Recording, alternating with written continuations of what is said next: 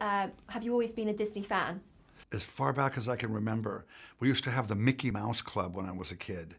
All these young kids were on it, and it was a musical program that came on after school. And I remember just being rushing home from school and turning on the television and getting as close to it as I could. I wished I could jump through the screen and be in it. So yeah, I have been ever since I was a little boy. We had the Wonderful World of Disney, you know, the Mickey Mouse Club, and then of course all the great animations back then. I mean, I was a big fan of, you know, Peter Pan and Snow White, and that was my childhood. We were introduced to so many new characters in the first Descendants film. Do we see new characters with Descendants too? We sure do, played by really fantastic actors and actresses. We have 4 new characters, and they all come from the Isle of the Lost.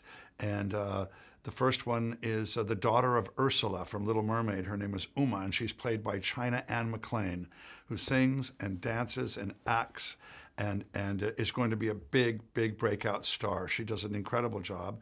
And then we found a young man here, Thomas Doherty, who's in a television series here called The Lodge, who's originally from Edinburgh. And he plays the son of Captain Hook, one of my favorite villains, and he's extraordinary. Wait till you see him.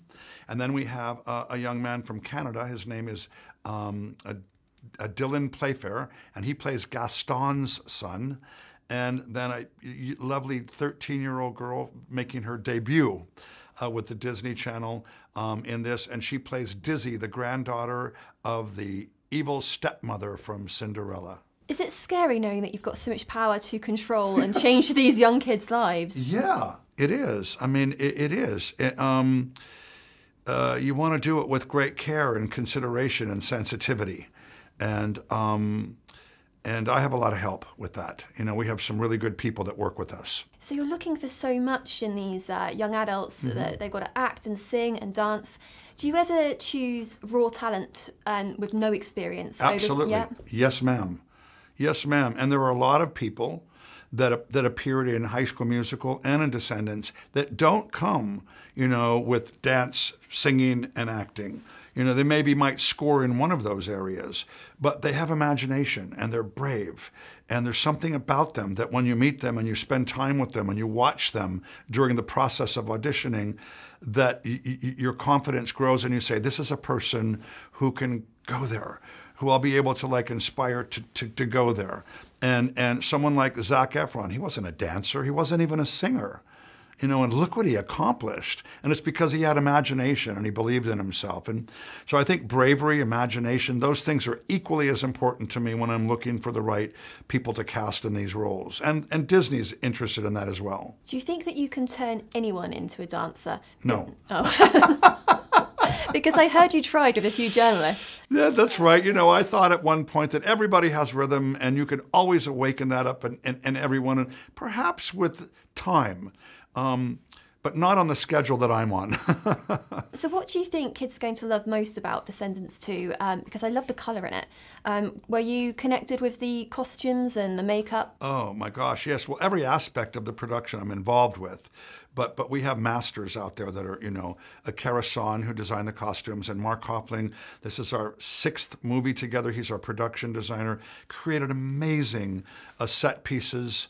A couple of them that really are I think that our fans are going to be blown away over the new Isle of the Lost areas that we go into where Uma lives. But I think what we have here is, you know, the first movie, there was a lot of setup, a lot of establishing. But now we come into Descendants 2. We know where we are and we know who we're with. And so we can get right into the story. And so we get into it rather quickly. And then I think the new characters bring a lot with them, a lot of drama, a lot of fun, and I think we have a bigger movie. Okay, and I've got to ask about Dirty Dancing, because obviously it's the 30-year anniversary. Are you planning to do anything to celebrate the fact it's been 30 years? I have been, and I have more celebrations ahead of me. Jennifer Grey and I just did a Q&A at a wonderful outdoor screening celebrating the 30th anniversary in Los Angeles. The proceeds went to families that were involved in the Hurricane Harvey in Texas. And we had an amazing night with a couple thousand people on a hillside watching the movie, and it brought back fantastic memories. So how do you keep being so inspired? Because you've worked with so many great dancers throughout your career, from Gene Kelly and obviously into Michael Jackson. Is it hard? Do you ever like run out of ideas? Not when you're working with creative people, not when you have the kind of collaborators that I've had. The Disney Channel is just, an amazing place to collaborate. From the president of the Disney Channel, Gary Marsh, all of his associates and executives, all of the creative people that work there in casting, all of the music people, Steve Vincent, who's been behind every single record, every soundtrack that we've done since I've been there.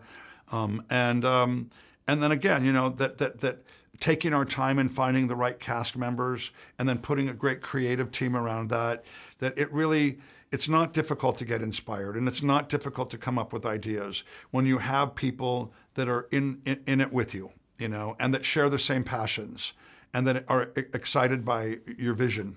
Ladies and gentlemen, you're watching Hey You Guys! Hey You Guys, huh? Hey You Guys. Is that from the Goonies? It is indeed, yes. Nice. Hey